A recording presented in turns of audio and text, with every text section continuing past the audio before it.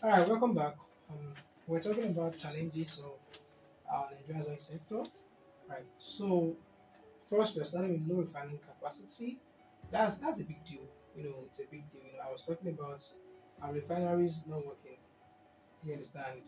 So these are three major refineries under NNPC currently, and they are working far below capacity. You get so we are not even able to meet our domestic refined petroleum demand, you know, and the little that is being produced is still sold, like exported to other countries. And I think I was talking about um 2020 when we exported 613 million worth of petroleum products, according to OECD economic indicators. You understand? So, but the same year, we also imported 7.75 billion, so about 8 billion, worth of refined petroleum. So you can look at it like what's happening. So why did you export in the first place when we are still going to import like 13 times more of what you exported? You understand? So it's just how it is, and a lot of things depend on refined petroleum in Nigeria. The biggest uses happen to be as a source of fuel. For domestic uses, transportation uses, and industrial uses. Like those are the biggest demands for petroleum products in Nigeria, right? I'm not even talk about asphalt that we use for road construction, and so on and so forth. We have it in abundance on those states, Ogun State, but then we still import them, and these are products that you get from the refining of petroleum, products. So Nigeria has low refining capacity, and that is making it to depend on importation of refined petroleum products, and it's causing a serious issue because now the government has to provide subsidy to oil marketers, to oil importers, and subsidy is also what is killing part of what is killing our excess crude oil, you know, accounts, excess, yeah, part of what is killing it, and there is even a political issue around it. The government isn't even sure if oil marketers are not exploiting it because this is the way subsidy works. For example, let's say I have a class of, I have a program, okay, and 40 students are interested in taking a program, then I charge them 5,000 naira each. Just students, normal maybe 200 of students, for example. So I'm supposed to get 200,000 naira, you know, as my revenue from holding that class. Now, let's say the student can't afford it. So the department that comes in, maybe the department of economics, let's say the course were an economics course, let's say the way I'm teaching, for example, now, I'm not saying I'm getting any money from the department as an example, just that, right? So the department comes in and says, okay, we're going to give you 100,000 naira. So the department gives 100,000 naira. Now, I have to get the remaining 100,000 naira from the students. So instead of them paying 5,000 naira each, so now they're going to be paying 2,500 naira. They may not even be aware of the subsidy I got from the department. They may not, and they might. In the case of in Nigeria's case, like we don't even know how much we are paying for subsidy. We don't even know. So sometimes the government comes to make a political statement. Okay, we're going to remove subsidy. Everybody thinks they remove subsidy. Then later you get to hear they didn't remove it, or maybe they removed it, they brought it back, and stuff like that. You understand? So, and all of these things are taking money away. First and foremost, we are spending a lot of money to import petroleum products, which is affecting our balance, payments. You understand? And then it's also making our economy seriously dependent on foreign countries. So if one of oil is a very important, is a key product in Nigeria. It's a key product. You need it for transportation, you need it for home use, you need it for industrial use. And like I said, even if we remove transportation aspect of it, home use and domestic and industrial use, they are just sort of fuel, right? Something like that, just for fuel, for your generators, for your plants and stuff like that. So if the power sector in Nigeria were working now, that might have reduced our demand, for oil as a source of fuel. You understand? But our power sector is not really much to write me about. For example, I served in a place where they've almost never seen lights, almost never seen electricity from the government. So I served there for 1 year. I didn't even know place like that existed in this country. I served there for 1 year and we didn't have electricity from the government at all, at all. So, but you have some households, the ones that can afford it, using generators, and then you have some households using um, solar panels, okay, inverters and stuff like that, electricity from solar energy, and maybe some households using both. At least I know of a barbing salon, yeah, that where we used to go then it's just solar, yeah, everything just solar because it's just serious, So that is this. Let us understand that oil is a very key um, part of the Nigeria's economy, and then we are importing it like refined petroleum now. Petrol itself has to be gotten from crude oil after it has been refined. So we are importing all of these things. Yeah. So that's telling our balance of payments. Let's say the countries where we refine our products start to, let's say we enter, let's say, I think war is probably too much.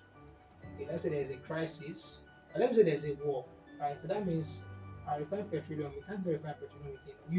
You've already destabilized Nigeria as a country if that should ever happen. So it's making us kind of it's making our economy volatile. It's damaging our balance of payments. Now you imagine selling 30 billion worth of crude and then you're importing 7.75. So you're like spending 15%. Is that 15%?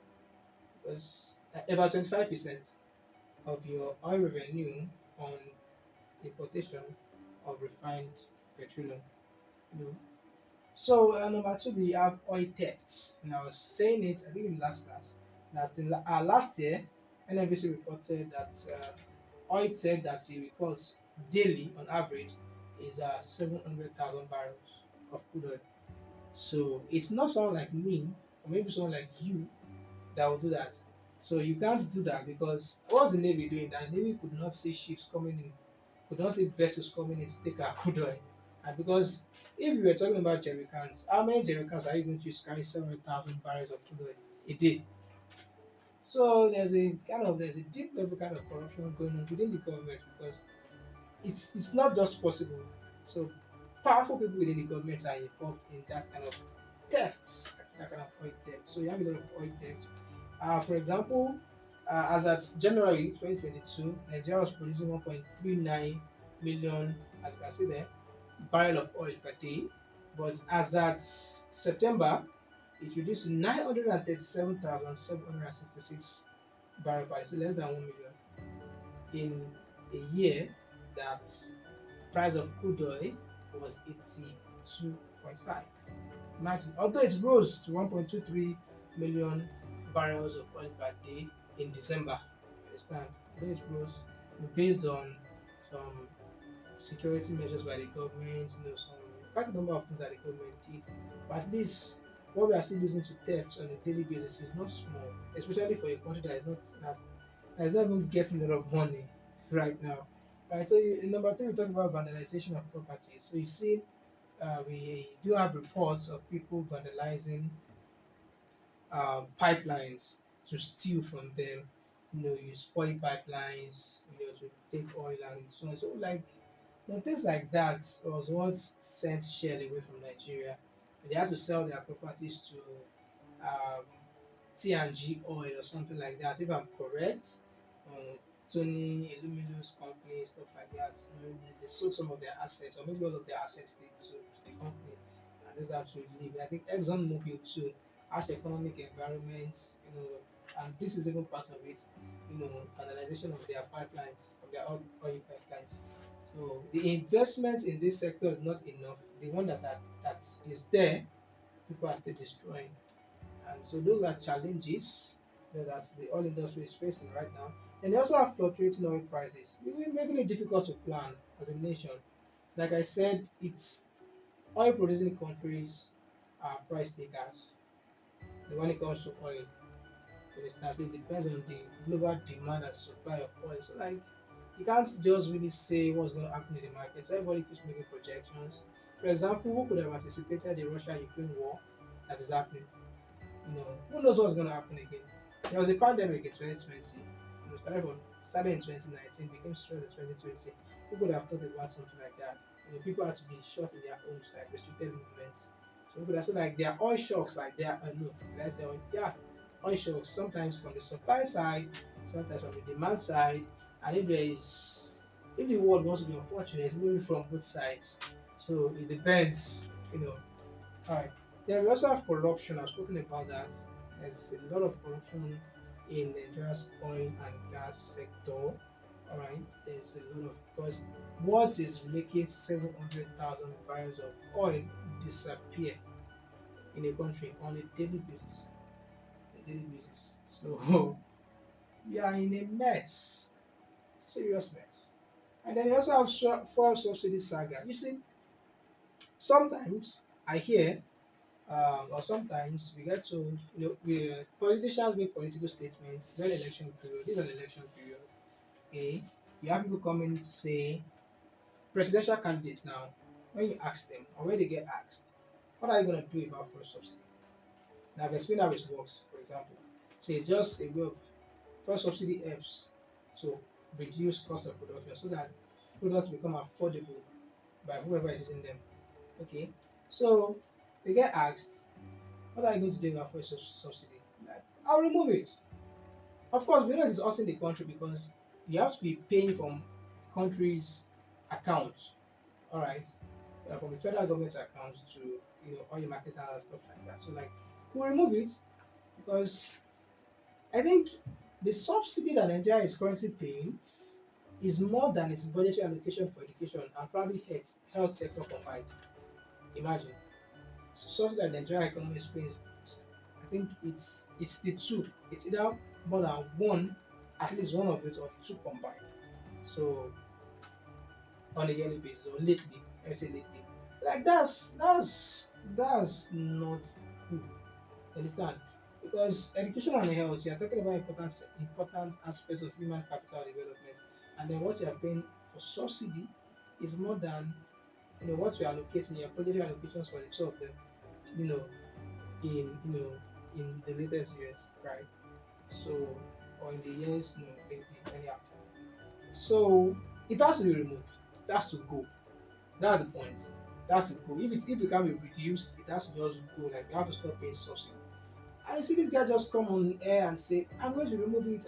They are not the first that are saying it, and people have said it in the past, but what happens is you think they've removed it, or they think they've removed it as well. Later on, you kind of have issues with will remove it. Like what happened the first time? You said you're gonna remove it, and we all thought you removed it.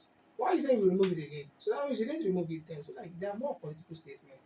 And for me, as a person, I think subsidy should go, but can Nigeria stop paying subsidy? Like I said, based on my opinion, no. Nigeria cannot pay subsidy. Nigeria no, can Nigeria stop paying subsidy? So no, Nigeria cannot stop paying subsidy, and here is why. Number one, subsidy is a key product in the petrol petroleum product is a key product as far as Nigerian economy is concerned. I've told you the biggest uses transportation, home and industrial uses as source of fuel. Understand? And we're talking about petrol here, petrol, diesel, and stuff like that. The aviation industry also uses its own. Understand? I'm talking about the jet fuel. So all of those things like just like industrial uses and they're source of fuel basically. So now there is this demand, active demand for these products. And our refineries are not working. So these products have to be refined out of the country and then brought into the country again. Alright, so now importers need dollars. Understand to bring to import you can't pay foreigners in naira. So we are not the US that has that luxury. We don't have the luxury. So like these guys have to be paid in dollars. Understand? And they have to make this import in dollars. Okay. So the Nigeria, for example, doesn't have as things are right now. Nigeria doesn't have a lot of dollars to spare. I've told you about the SSPL account. You understand? Being they have less than $500,000 there now. So Nigeria doesn't really have dollars to spare. So that means that a lot of naira will be chasing fewer dollars. Okay, the dollars in the economy becomes still continues to reduce. Although there are foreign remittances, but then like I said, our major source of foreign exchange is oil. Okay, so you don't have a lot of dollars in the economy, but then you have to pay these guys. You have to import. petroleum products in dollars, right? So naira, a lot of naira start chasing the fewer dollars available. That pushes up the exchange rates. So at the end of the day, the importation happens to be very costly. You understand? Because most of our refining is from outside the country. So it becomes costly when they bring it in. And if because it is a key product, you understand, like a lot of there's a lot of demand for it. So government has to bear a part of the cost of production for the importation, because if it just allows it to come in that way without subsidizing it, then that means what we are paying for fuel right now is 340 naira, in some places 370 naira per litre. Maybe we pay 1,500 naira. That's that's going to be serious. And the country currently has double digit inflation rate already, about maybe 21, is it 20 or 23% right now. And then you remove subsidy and fuel price jumps to 1.5 per litre, for example. And then production, most of the production in Nigeria depends on alternative source of fuel, because electricity is not there. So you have like fuel your plants, fuel your generators and stuff like that. So you have an increase in the cost of fuel is an increase in the cost of production, an increase in the cost of supply of the product is an increase in price. So that means you don't see anything when it comes to inflation. So people are still going to lose a lot of their purchasing power because price of things just keeps skyrocketing. And the government cannot afford that. They can't. So they still have to be paying the subsidy. You understand? So when someone this is 2023 anyway, so 2050, 2090, whatever year you are watching this video, so you might think it may have been removed and the country may have been better then. But right now, it is not it's not feasible. Now, according to what I think, what can make subsidy go is if Nigeria has its own refineries that are refining products for the domestic economy in food.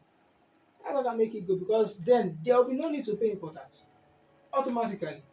So, like the long-term solution, the real solution is for Nigeria to have its refineries working at least to the extent of fulfilling the domestic demand for refined petroleum products.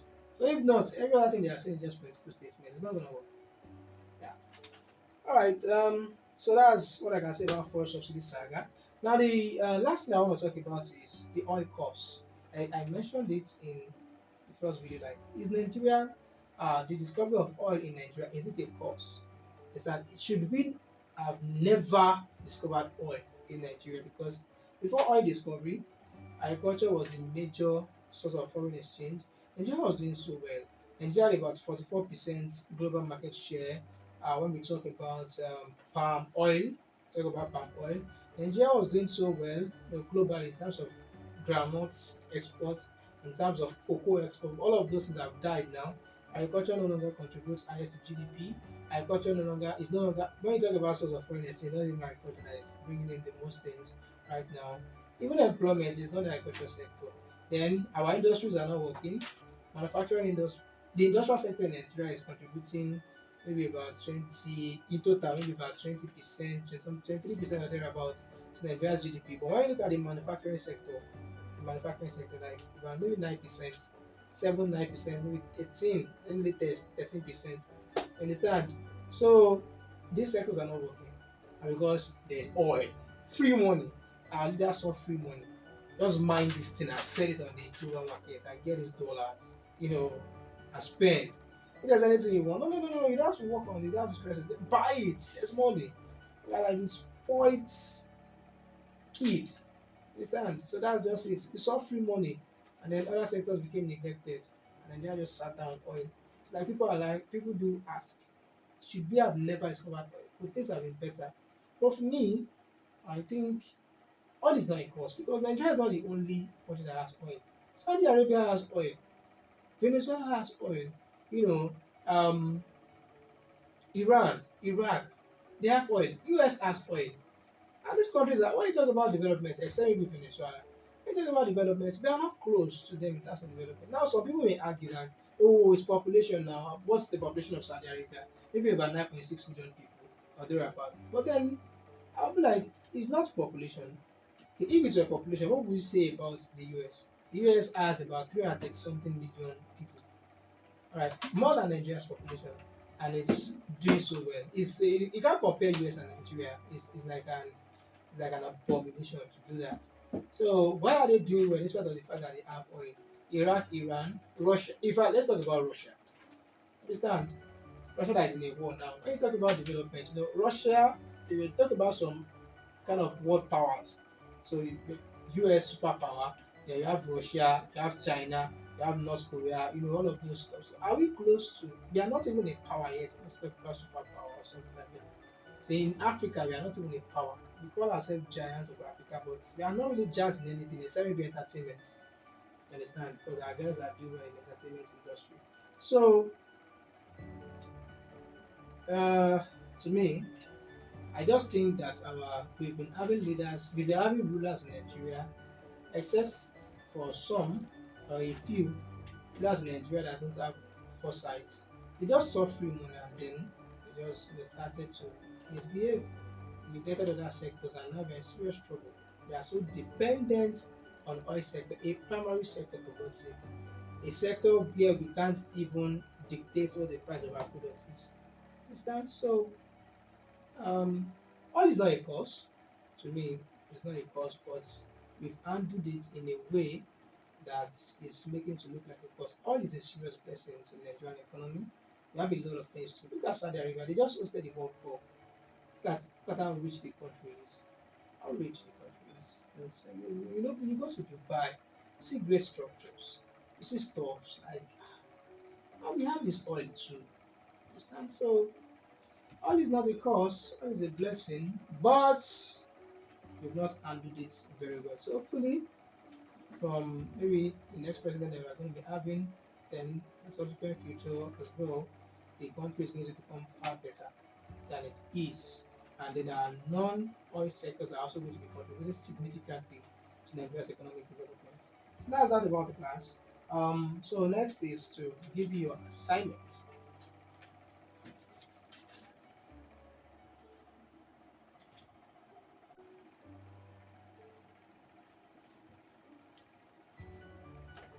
All right, so here is the assignments.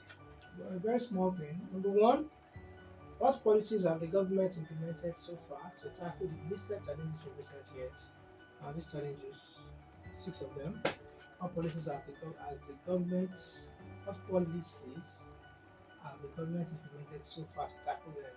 Right. So I'm not talking about policies in the last 10 years. No, when you are working with, when you are doing a course like this, like this, you're talking about recent happenings.